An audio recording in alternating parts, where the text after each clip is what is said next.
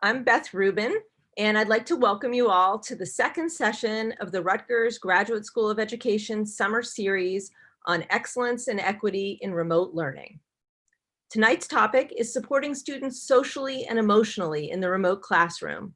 Our moderators this evening are Dr. Lennox Small, Supervisor of Humanities at the New Brunswick Public Schools, and Ms. Christy Perez, Social Worker and Director of SEEK, an Educational Opportunity Program at the City University of New York. Remember to use the chat box and click on the link below the video to access the resources that we've put together to go with this session. Handing it over to you now, Lennox.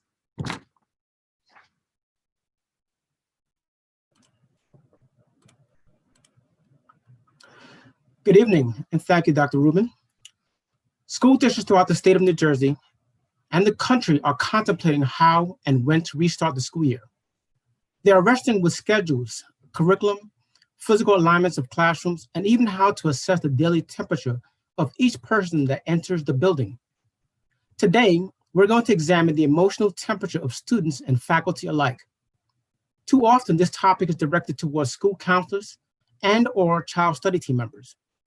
But we all have an intricate role in this process. This evening, we will hear from the voices of students, researchers, and practitioners. Linda Darling-Hammond lays out a framework for us. She states on slide 2, the skills associated with social emotional learning are both fundamental for life effectiveness and a framework for school improvement. The integration of individual development with organizational development offers a new pathway to progress. A key insight is that building developmentally supportive school organizations is perhaps the most effective way to develop psychologically healthy and productive young people and adults. Slide 3. The Mental Health America cited some thought-provoking data in 2017. 5 million children feel their family can't cover the basics like food and housing. 1.2 million kids aged 8 to 18 are caregivers. Slide 4. According to the MHA, children aged 11 to 17 who took their screening also reported that they felt irritable or angry often, 55% of them, and 69% of them worry a lot. Slide 5. This image reminds us in March, we entered a pandemic that rocked the world as we know it and challenged our definition of normal.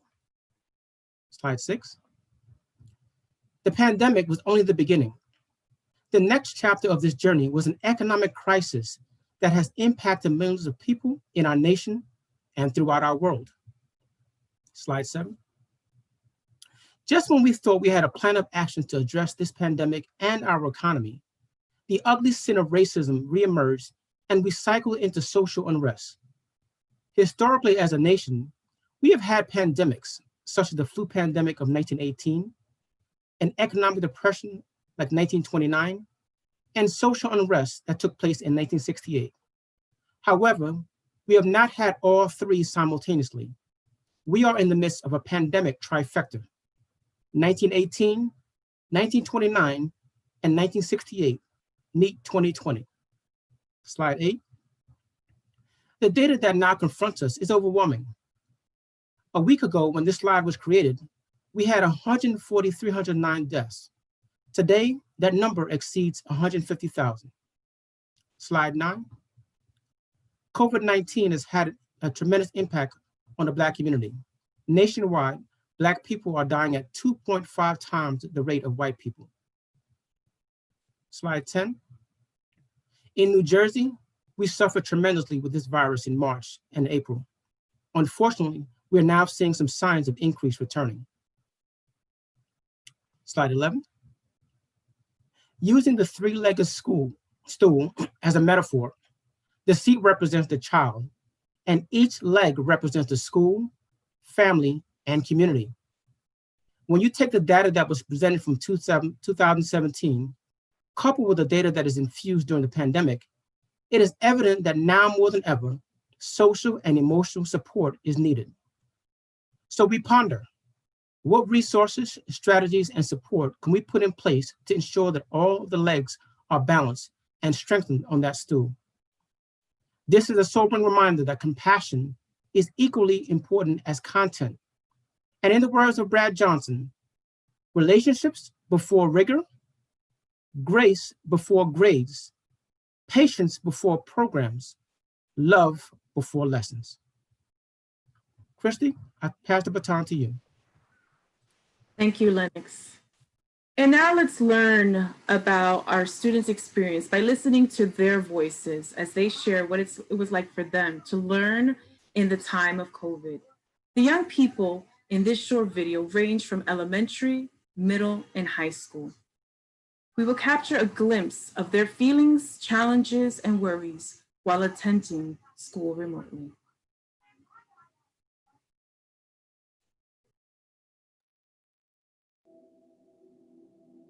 I usually wake up at like 8 or 9, usually 8:30. I check my phone to see what emails I got from my teachers, to see what work I have. I do most of my work and then I go downstairs to eat breakfast. And I usually finish the work, most of my work at like 10. Definitely worried about all the work. The hardest was when I kept losing internet connection sometimes because there's a lot of people talking at the same time and it makes a whole chaos. It was kind of at first I thought it was fun. Like I realized that it wasn't that good because we had to like do all this extra stuff and the teachers weren't like fully equipped for it. Teachers just piled on work and work because since it never happened, they started panicking and they started piling up work and work like for us to do. It was really hard for me and I felt overwhelmed. Some of the posts in the beginning on Google Classroom were a little bit confusing, and I was doing work that I didn't have to do because I didn't understand. You had to do things like by yourself. You had to make up your own schedule, and there wasn't like really someone telling you to submit it this day. I missed interacting with my classmates and my friends. I was wondering how long it would go because I didn't think that it was going to go for the rest of the year. I can see a lot of my friends and I miss my teachers. What I miss from school is playing because sometimes we play with dogs and we have a toy kitchen I can play with, but we always have to wait until we make something new with it. We always make something new with it, like pirate chips or dinosaurs. The Google Meets were short and not long, but they were still fun. I was sad to not see my friends like in person, but I was kind of happy that I was home with my dog and my mom. I'm worried that like my friends are going to go out and they don't really care. So like they go outside and get the coronavirus. I don't know how much brain stamina I will have like just doing the work, because when I did do virtual learning, like I just did everything at once and tried to keep that steady, and then like taking breaks. Like what was gonna happen to like some of my family since they're older? I was kind of worried about that. When we go back to school, if more kids are gonna get coronavirus because in the middle school there's a lot of kids, and then if we go back to school, then all the kids are gonna be together and close to each other. I'm worried that everything is going to be different. Like you have to, like classes are going to be like far away, and our seats are going to be like probably 6 feet away from each other. Wake up, I'll try to fall asleep again since everyone in my room would be asleep. And if I couldn't, I would just stay up all the way up to maybe like 12 to 1, maybe sometimes 3. Yeah, I miss school very much.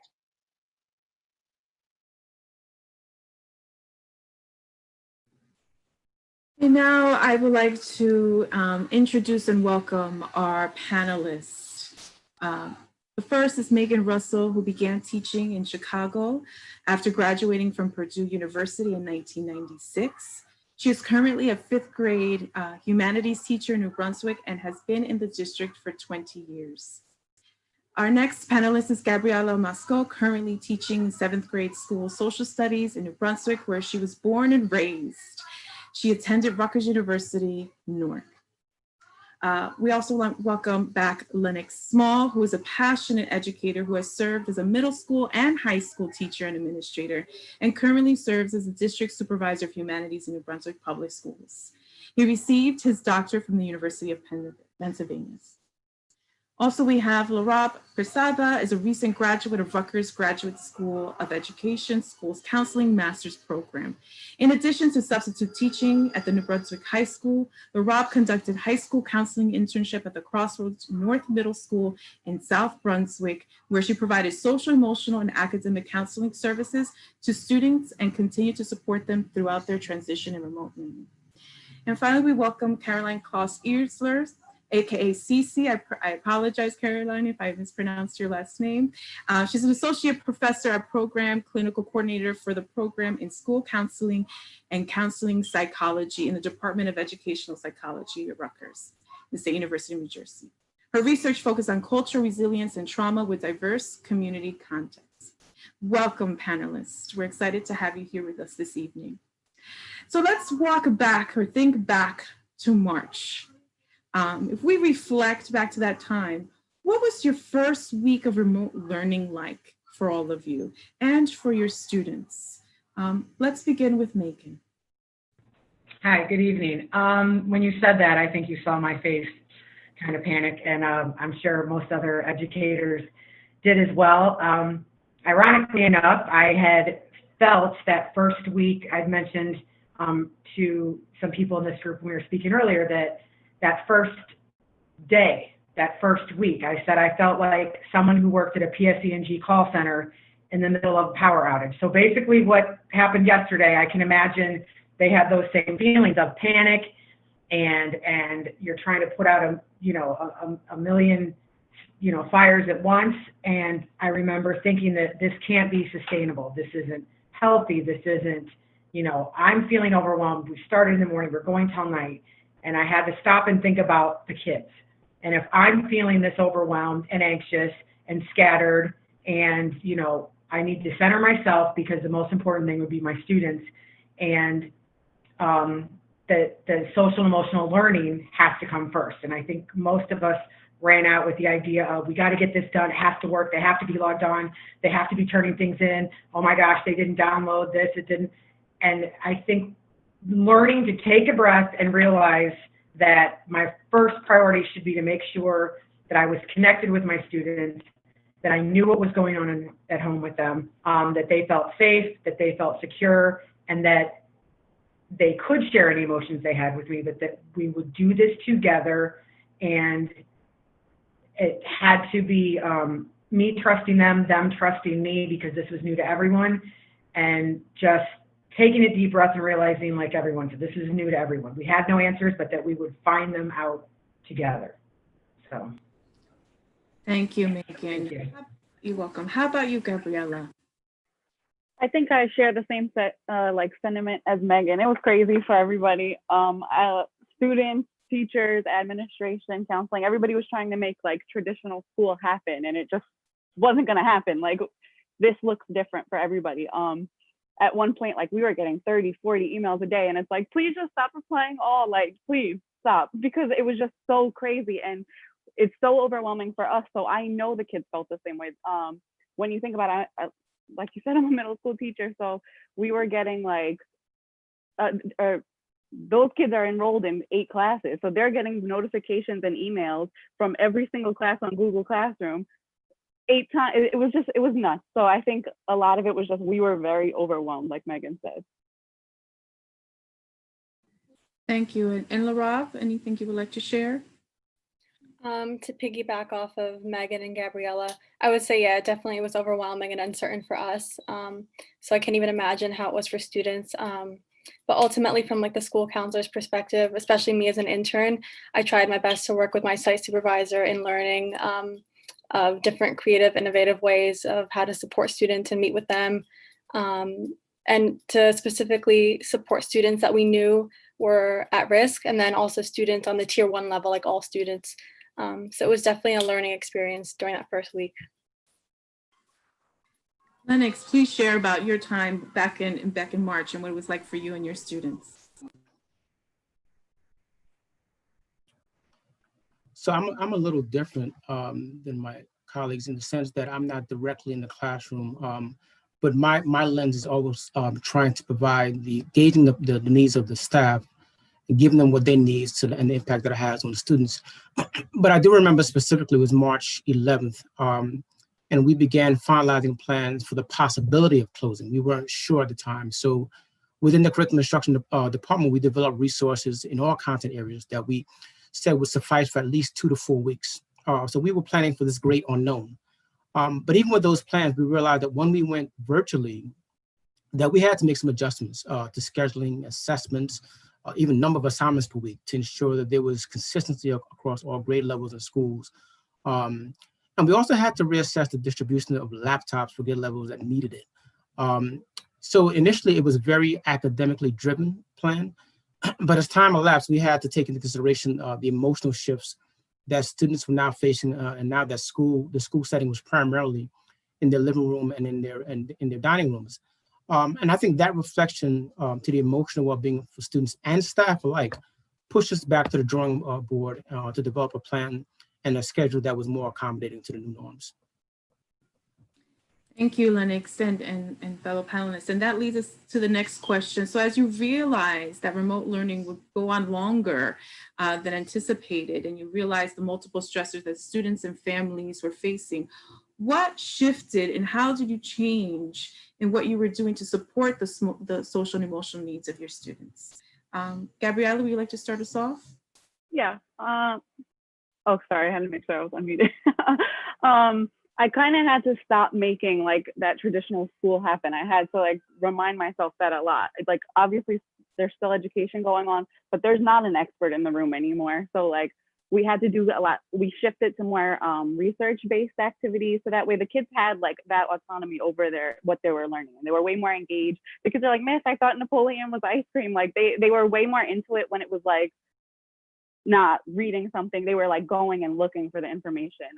Besides that, and I know a lot of people felt like this, the kids were checked out. Some of that was to do with being overwhelmed. Some of it was internet issues. Like there was really no way to tell for a lot of us. So we had to start reaching out to families. We had like, I intentionally started surveying the kids a lot, and I was asking them, when do you want me to post? And some of them were like, Miss, post at nighttime. So that way I can do it at night and I could sleep in tomorrow morning. Like, so we definitely had to listen to what the kids were saying and kind of inform our instruction based on that. And I mean, we should always do that, but it definitely came like, it was really important now. Thank you. And Megan, for you? What Gabby said definitely was true. Giving them a choice. What works for you? Not jumping to conclusions. You know, I had a few kids who would turn things in. I would, get the Google alerts after midnight. Never before, between midnight and 3 a.m. Maybe he's taking care of his baby brother. Mom is still going to work. But just making those connections with the students stronger, letting them know, email me, WhatsApp me, you have your parents use the translator, Google, like that I'm accessible basically whenever. Leave me, a message and email your parents. And like Abby said, I know I didn't want to just reach out to families that students were missing or not showing up. Of course I was going to reach out to them, but just checking in normally and create an environment to let them know we're meeting today on Google Meet right now. We're not talking about school as far as what, our high level tasks for that chapter. We'll get to that. Let's just spend 20 minutes. Tell me some corny jokes. They do their dad joke thing, my class this year. So like, let's tell some jokes. Let's share some feelings. Does anyone want to share something, And we had a student whose grandmother and aunt passed away in her home during this.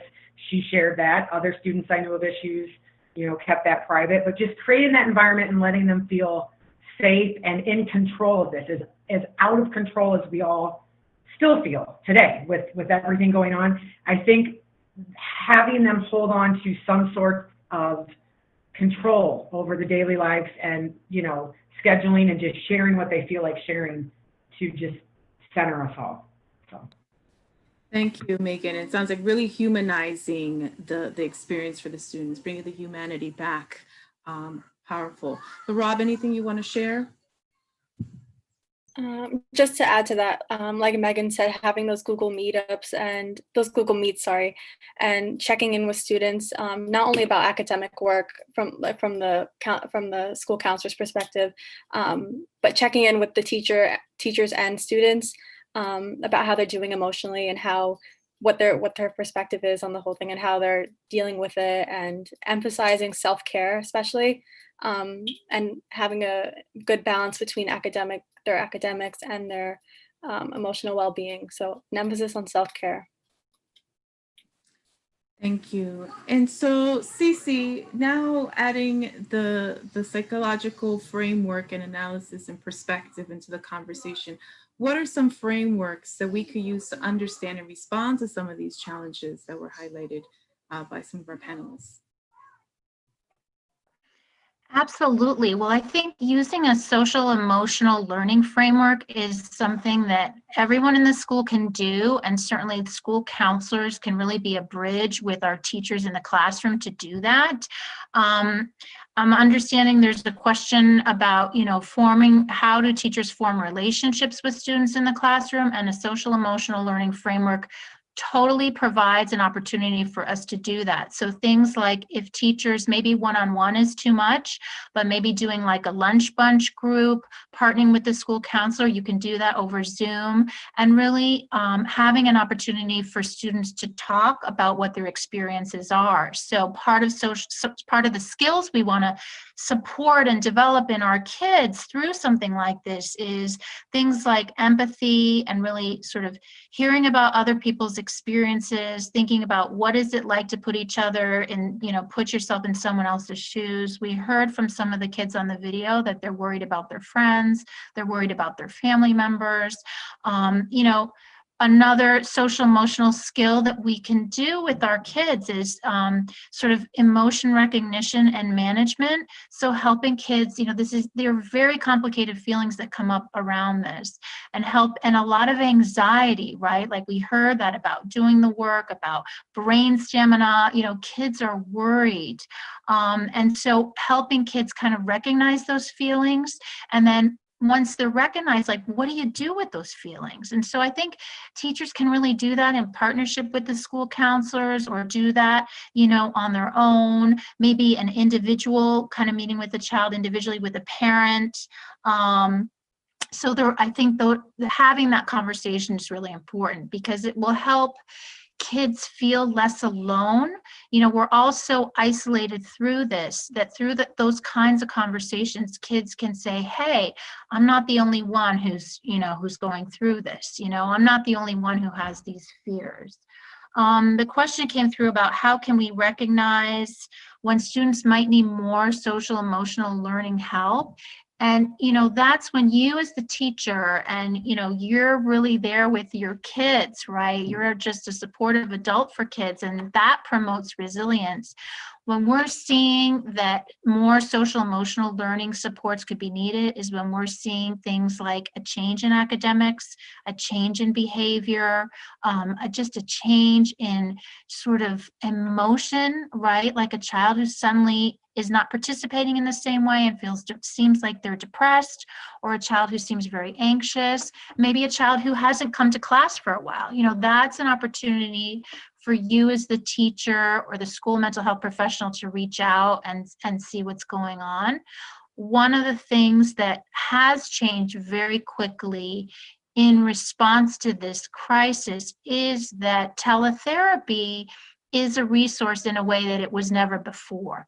Before, there were a lot of barriers with HIPAA and privacy, and that all got changed very quickly. And I'm really proud of our school systems for being able to do that and make school-based mental health counseling available for kids in the school. Thank you so much, Cece. That is a lot of powerful information for all of us to take in. So thank you so much. As we're thinking about that piece that Cece just shared, and going back to our rest of the panelists, what kinds of practices and tools did you develop, use, or observe to support your students emotionally during this time? Megan, any thoughts? I know there are so many tools that I had to learn to use in a new way, like most of us did. And thankfully, there were a lot of tools that I used for the first time. I think a lot of my peers and coworkers, and we would help each other out. And I had really enjoyed using Flipgrid as a way to connect socially and emotionally. That I could leave a video for the kids. They could respond to me. They could respond to each other. Some of them would be related to obviously our curriculum and what we're doing, but sometimes it was just like, what's going on? How you feeling? I would purposely set the controls that they would have to, the videos would be approved, and the student would give me permission via, Google Classroom or email if I could share their video. Some wanted it private just with me, not shared in the class grid. But that was a great way. A lot of times, plus they could be creative with it, make their own background, add their own icons or stickers or faces. I never forced them to show their self. They could have a blank screen if they wanted to. I know you have to be, conscious of their feelings, of their environment, and their setting. So I really enjoyed using that in an entirely different way, not being with them in the classroom every day where they could come up and speak to me, but using that as a fun place that they were familiar with, easy to use, and they could share things and comment on each other's if it was something they wanted everyone to see, because you've got your kids that want everyone, they love Miss, I had 32 views of my video in 1 hour among the class, or something that they could share privately with me and that would just be between us. So that definitely came in along with many other platforms during this, and I plan to use that again. Thank you so much, Megan. And how about for you, Lennox?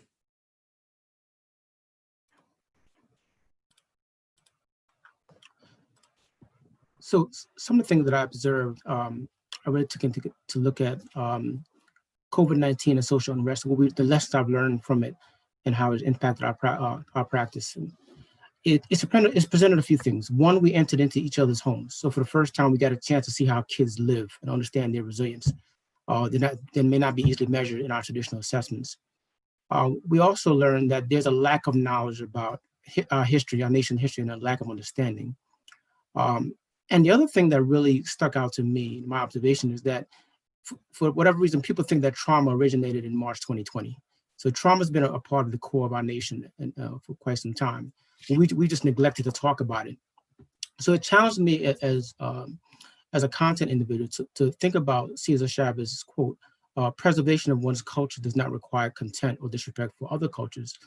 So for us as educators and teachers, we have to take into account our cultural lens and do some inventory of our ideologies and experiences and the impact that it has on us when we are preparing to address the needs of students.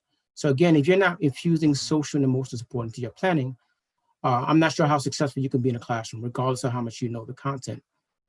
So one of the things we started to do is to provide resources and focus our professional development for the staff that this allowed them to make these shifts. And in addition, we're also in the process of updating our curriculum so that this becomes a normalized practice in our planning, our assessments, and our interactions. Thank you so much, Lennox. Very, very important. And LaRob and Gabriella, your perspective on what exactly what kind of tools and practices you've been utilizing and observing while working with your students? Like Megan, the goal really for me was to amplify the student voices, because when you're hunched over a screen for so long, like it's unbearable. I was getting like migraines from being over the screen that long. So the biggest thing for me was, like I said earlier, surveying the kids. So Google Forms really just became a lifesaver. Besides using it for regular assignments, which was really helpful because like you want to try new things, but you also want to use things that are familiar with the kids, because then they know what is expected of them. So like you can use it for quizzes, you can use it for escape rooms and different assignments. But the biggest thing we used Google Forms was those surveys. And we would ask silly questions like, what animal would you be if you could? Or I'm trying, like, what would you do if you had $1 million? Those kind of things. So it was fun. But then we also would ask, like, how are you and your family? How are you doing? What do you like about remote learning? What do you absolutely hate about remote learning? And we infuse, when I say we, I'm talking about my ICR teacher, my co-teacher, I guess. We infused our answers in there. So it was like we were actually talking to them. And on Google Forms, you can also like send feedback back, I guess. So it was like having a conversation with them, but it was just good to hear like what they thought about the whole experience, because like I said earlier, you had to inform your instruction based off what the kids wanted. And of course, obviously what admin says, but we had to amplify those kids' voices. And it's hard to do that when you're not in the classroom. You can't read their face anymore. Yes, that's the challenge. Absolutely. Rob, anything you want to add? So my site supervisor, the 8th grade counselor, and we would host regular weekly friendship groups at the school. But then when we went to remote learning, we still tried to have them through Google Meet, but we didn't carry on with the same theme. So we focused more on how the students are doing currently. And again, emphasizing self-care. So we would host those Google Meetups, and then students were welcome to join. Nobody was forced. And then they could also have individual sessions with us, which was great. And then in addition, I wanted to reach more students as an intern because I worked with students of all different grade levels at the middle school. And I knew I probably wasn't going to be able to see them again to say goodbye. And many of the students were graduating from 8th grade, going off to high school. So I made a video that was posted on the school counselor's site. And it basically was a lighthearted video that had different self-care tips and what self-care looks like and what it is and why it's so important for students and for everybody. And so I had different things like, I tried to be culturally relevant. So I had TikTok on there, like learning a new TikTok dance or baking or exercising, just emphasizing that importance of self-care. Creating a routine was another thing that I emphasized in the video. Staying connected with friends and other family members and teachers. Listing different resources such as like Netflix Party, a thing that students can do with their friends and watch Netflix together, like things like that students can use to kind of get away and kind of cope.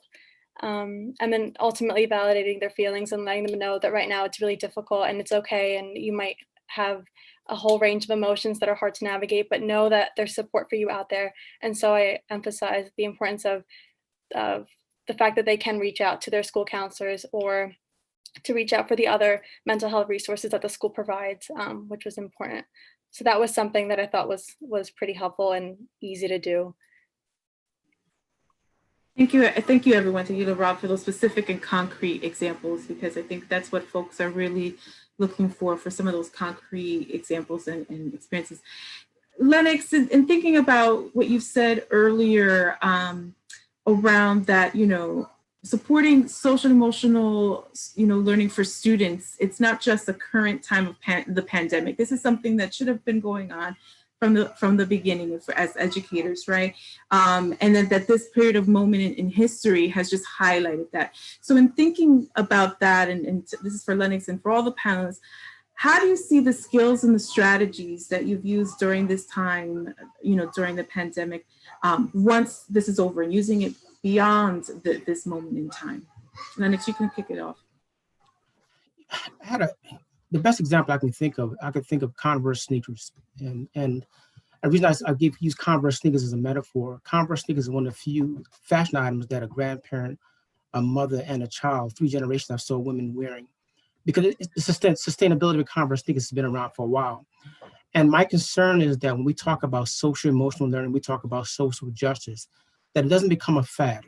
It doesn't become something that we are going to do during this pandemic, and or something we do this school year. So when we go forward in September 2020 and beyond, we have to begin to continue to make sure that this is sustainable in any and everything that we do. And I think I do see a major shift, because I see the shift with teachers who often were so focused on the content that they didn't realize that you can marry content with social emotional learning seamlessly and not have to feel that you have to get a second degree in counseling or psychology per se. But you can partner with those folks in those departments. But again, my focus is on making sure that this is sustainable long term, and we normalize this practice, AKA Converse sneakers. I love it. Thank you. Megan, would you like to share? I like your analogy. I love the Converse sneakers. And I agree with that. I think we all hopefully have realized that social emotional learning should have been going on from the beginning of our teaching career, but knowing how things change, knowing that we don't even know what's going to happen in the next 3 weeks, 4 weeks. Are we going back? Is it hybrid? Will kids stay home? Will we be? So we're just as uncertain really now in August as we were in March, and knowing that going in, keeping that open mind, knowing that this year's group of kids for all of us are going to be a whole different story than this past school year's group of kids. You might say, well, I'll still have my ELL learners and I'll still be in this grade, but we all know dynamics change, kids change. We don't know what trauma has happened to these new students in this, not just in this past year, in their life. So we're going in with, the regular traumas you spoke of that has, been with humans since the beginning of time, and also what traumas have happened, what situations have changed for these kids since March. So I think just going in with that open mind and,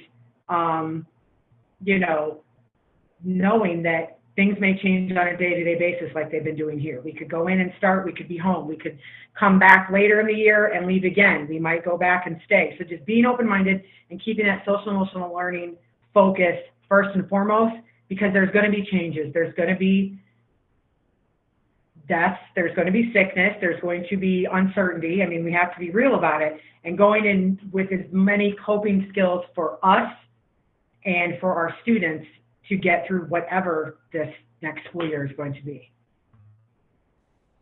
Thank you, Megan. Gabriella?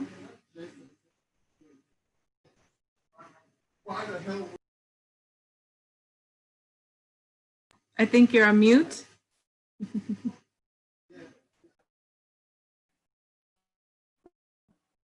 Sorry, my computer was freezing. This is going to seem silly, but a big part of social emotional learning is self-awareness. And I think the biggest thing that I had to do, especially from when we started to June, is check myself. It's are you doing too much? I was checking my notifications from 8 to 8, and it was just a lot. So, and I know the kids felt the same way. So I think a big thing coming out of this is the importance of reflection, and we're supposed to do that all the time. It's a piece in our lesson plans, but I don't think we do it as often as we should. So I think that's my biggest takeaway from all of this is make sure you're okay, make sure the kids are okay, and then kind of just roll with the punches. Dr. Small was saying before, let loose with the curriculum a little bit, stop hyper focusing on the content and kind of focus on is everybody okay? Absolutely. I mean, you may have said that it's obvious, but it's always going back to the basics, right? And the fundamentals. Absolutely. LaRob? In terms of going into the fall, I would say it'd be important to develop rapport with those new students that you do get, as well as, like you said, Gabriella, checking in with yourself and reflecting. That's really important. And also having that open communication with teachers and students, with the school counselors, and letting them know that there are resources for them so that they can reach out at any time, whether it's the beginning of the school year, but just letting them know what resources they do have is important. Thank you. And that's a great segue for Cece in thinking about, do you have any additional strategies or frameworks or approaches that folks can use as they're moving along beyond the pandemic and thinking into the fall? Sure. Well, just to follow up what several of our panelists have talked about, I think another framework that we can think about is a trauma and attachment sensitive focus. And a trauma and attachment sensitive focus really thinks about how can we address trauma in the curriculum, not necessarily talking about trauma, but ways that we can be sensitive to it in the classroom. You know, a trauma can be defined as unanticipated, unexpected, and life-threatening. And COVID-19 certainly qualifies for that. But to Dr. Small's point, trauma has not started in 2020, and many of our students have trauma histories, and those could be related to separations from immigration. It could be related to parents who they have lost, issues of loss. There could be a whole host of different trauma histories that our students have in the classroom that we may know about or we may not know about. So how can we sort of address that in our work in sort of a trauma sensitive environment online? I mean, that's challenging, but it is completely doable for us to start to think about it. One of the questions I understand came through was, how do you grade to support social emotional learning? And we heard from the kids that they just felt overwhelmed by the work and worried about the internet. And, I'm worried right now that my internet's going to crash.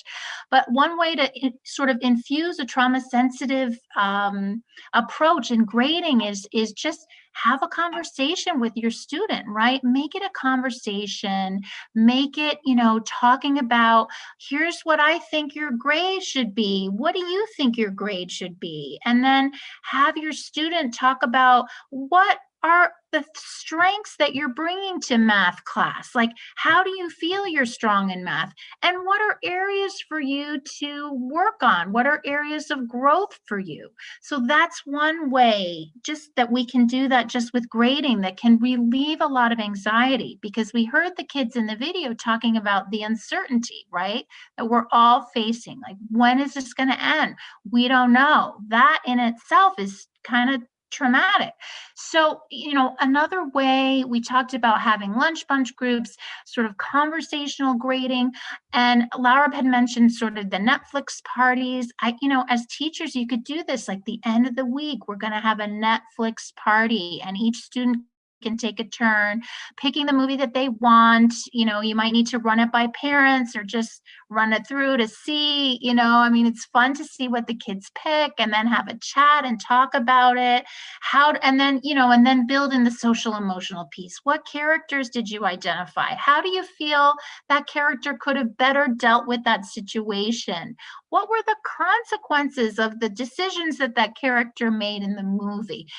So you can really build that in, right? And then how does that relate to your experience and to your life, right?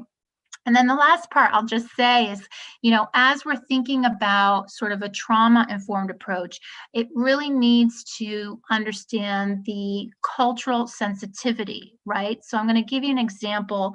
I had just started at Rutgers when the September 11th occurred and was in New York City. And we needed, psychologists were in demand, mental health professionals were in demand. And the city was in a lockdown state and had set up all these sort of outdoor tents and stands and places for people to come off street to get mental health counseling and services. A cultural disconnection. And we understood it as nobody came because a lot of people came to New York, came to the US, they were escaping persecution in their own countries maybe, and to be talking about your emotional situation in the midst of a police lockdown city was not culturally conducive to promoting that. And so the teachers have a very unique opportunity and position to be that person. And we know from our resilience research, it's just one positive relationship that promotes resilience. That's the most important thing to promote resilience. And so the teachers have this wonderful role that they can then really think about creative ways to have these conversations with kids.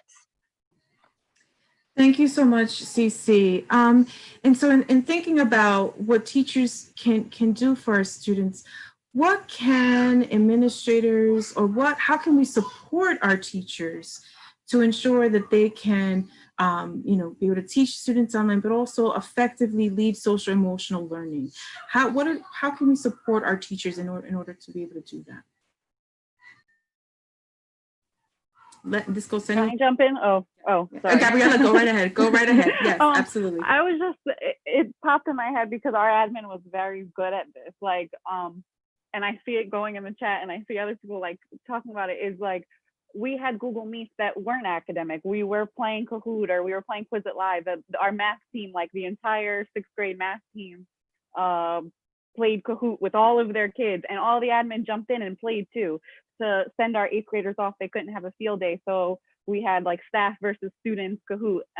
It was just fun, like just support that fun aspect of this, because this remote learning is hard. Like I said, it's hard to be on the computer all day. So to get any sort of like pull from the kids, like they want to be interested in it. So just show us your fun. Thank you. Lennox? Yeah, I mean, I echo that, not because she's in my department, but I think we're at a critical stage in history. You know, every generation is looking for that critical moment where they leave their mark. And as educators, I would say, as challenging as it is, this is the best time in history to be an educator, because we are the ones who are transforming education in a way that we probably didn't think about back in September of 2019. So now more than ever, to Ms. Moscow's point, I would say that we have to allow teachers the opportunity to take risks and to take calculated risk, and not be judged by it, because only one or two things happen when you take a risk. It either works or it doesn't. And if it doesn't work, then at least you have a framework of what you can do next. But having those spaces where you allow both teachers and students alike to share their challenges, share their joys. And it doesn't have to be always a very traditional faculty meeting or department meeting. And you will have time for that. But just creating an environment where that's normalized, a normalized practice where you're permitted to share an idea that you think that may better students and staff alike. Thank you, Lennox. And Megan, anything you would like to share? Yeah, I agree with what Dr. Small and what Gabby said. Doing the fun stuff. Our physical education teachers had a thing where the staff and kids were on doing like this virtual exercise thing, and it was like a contest, and the kids were all excited to see us jumping up and down and, you know, staying active with them. And as far as, you know, being involved in doing the Quizlets and the Kahoot and all that stuff, is I'm lucky I have an amazing, you know, administrative team. And my administrators, I was grateful that they would, you know, I could reach out to me like, listen, I just talked to so-and-so's mom, you know, this is what's going, like keeping them abreast. I would not have envied any administrator, especially in these last 3 months of school that we had, because I know they're just trying to keep, you know, their head above water with the parents and the students and all their staff, but just letting us know that it's okay to reach out and say, you know, I spoke to this family, this is what's going on, because a lot of times we assume they know everything going on when we hear it, and they don't, and saying, this is the situation, and reaching out to them. And my admin was great about reaching out to us and saying, what can we help you with? Like our CPT meetings, when we meet with our grade level, you know, like saying, you know, going over the necessary vital information we needed, but also like what's going on. Also, my admin is great about asking us, how did I do? What, you know, asking us for our opinion on how they are handling things. I think that makes, like I said, the kids need to feel in control of some things, and some ownership we do as well. So not just saying this is how it's going to be, but what do you think? How are we handling this? And like looking at it on a community level. And I also wanted to mention, we were talking about our kids, you know, teaching 5th grade, our kids are paranoid every year to go to middle school. It's a new building, it's 6th, 7th, and 8th grade. And the fear this year, the fear is always palpable, but this year with the, am I going to middle school, or I'm going to be home, all my new teachers, all my new classes, they're still nervous. So I got an email from one of my students yesterday, like, I'm still meeting with them like every few weeks, Google Meet in the summer. And just just hanging out, talking, what's going on, how are you? You know, I kept my Google Classroom, I didn't archive it, so I can type in there, the kids I told them we'd meet next week, they can log in, we can just chill, hang out, and keep that sense of community. You know, I don't want them to think on June 21st, they're off and off to middle school, good luck with that. So they still need, you know, that, especially in all this uncertainty and with their big move to a new building. Thank you, Megan, for that. And so in thinking about, just really quickly, in our last question about how we're going to structure our classrooms, you know, for students, you know, you're saying that folks are continuing that now, or that you're continuing to that. What can we do as we move forward? And that can go to Laura or Gabriella. I'll go. Again, I would say oh, go ahead, Laura. Sorry. Structuring an environment, whether it's online or in person in the beginning, a safe and comfortable environment, asking questions like, and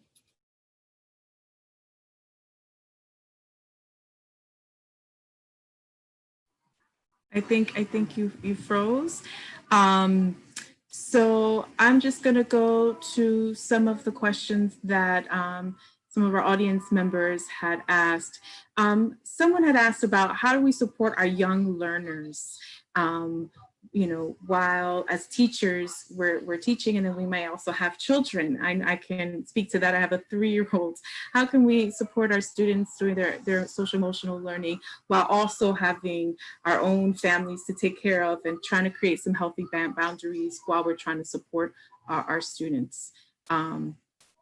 We can go with Megan. Okay, I am not a parent, so I do not have children, but I did see that people had asked about healthy boundaries. So I cannot speak as a parent, but I can speak as a human. I think we had to stretch our idea of boundaries because they're really, I mean, we know how it was, especially in March and April. But like I said, my kids would meet every day still in August in Google Meet if I let them. If I said we're meeting every day, they would meet every day, and some of the kids would stay on there for hours because they're craving that attention and that connection and that community. So by saying, when they're reaching out to me, we'll meet, I don't want to, you know, make them too codependent on me, which I think can happen sometimes, especially in this setting. But by saying, you know what, we're going to meet next week, I'll post it, scheduling it, leaving it at that. They can email me, they can reach out to me, you know, just creating those boundaries and letting me say, you know, I'll get back to you, but not burning myself out, because I know we all felt that way in the beginning. And I can only imagine, like a lot of my friends and coworkers having children at home, watching them deal with that whole other dynamic. You're smiling, I know you dealt with that, whether your kids are 3 or whether they're in high school, in middle school, and they're learning at home. I can only imagine how that would be difficult, because I felt burnout and I don't have children. So. Thank you, Megan. Gabriella, anything you would like to add? I teach middle school, but they're kind of like in that in between. The biggest thing that I like, and I kind of struggled to bring it virtual, was art integration. And when I say that, I mean, like, we would have a quiz, and quizzes were actually all the kids' favorite day, because whenever we had a quiz in social studies, we had a craft cool down afterwards. And like, when we studied Africa, we made kente cloth. When we studied Mesoamerica, they made bowls. So this year we were doing Mesoamerica when we were on remote learning. And I'm like, well, how are they going to do that? I already bought the clay. They can't do it at home. So I sent them all a YouTube link to like how to make clay from like salt dough. And I'm sure some parents wanted to kill Miss Moscow, but a lot of the kids were sending me pictures of like the bowls that they made. So that's a big thing. And I think the little kids would really love that. I mean, my middle schoolers did, so I know little ones would. Thank you so much. And the final question is, we're thinking about how can we build relationships with kids we don't know yet, and particularly this setting. I know that that's something that I teach, I'm at the higher ed level, but we're thinking about how do we connect with our students that we haven't seen and never been on our campus before. So Lennox, would you like to share, how can we build those relationships? I'm part of a very unique pilot program in addition. I'm piloted a book club for both students and faculty members alike. So it consists of both middle school students and high school students. And the book we're reading is called Stamped, Racism, Anti-Racism in You. It's been a very powerful experience to talk about current issues and historical matters that are often not in the curriculum. And so these are students that some of them I've met, others I don't know at all. But it's amazing that we developed this space not to be an academic space. There are no grades we set to the kids. You read the book, you share whatever perspective you have is valued. And it really is an opportunity for adults and students to be transparent, because there's no one leader in the group. Even though adults, purchase the book and I distributed the book, everyone has a voice. So it's just about giving kids and staff opportunities to again, use non-traditional approaches to get kids to understand that learning comes in many different forms. So at the end of this book club, there's no assessment, there's no essay, there's no final project, but hopefully they will take these ideas and concepts back to their classroom, whatever classroom that may be it hybrid or virtual or traditional brick and mortar setting. But the mindset should be, and we're hoping that it would be, that they are part of the learning and teaching and learning. They're major contributors, and they have a voice. So if we can continue to emulate these type of initiatives across the board, this obviously is for older kids, but it can be done for elementary students as well. Thank you so much. And so now I just want to share with everyone great gratitude and thank you for joining us this evening. Thank you to all the panelists. Please join us next week for session 3, which is entitled Approaches to Teaching Well in Remote Settings, with a focus on emerging bilinguals. And also please remember to hit the subscribe button and access the resources through the link for this particular session. So again, thank you, and may you all stay well and enjoy the rest of your summer.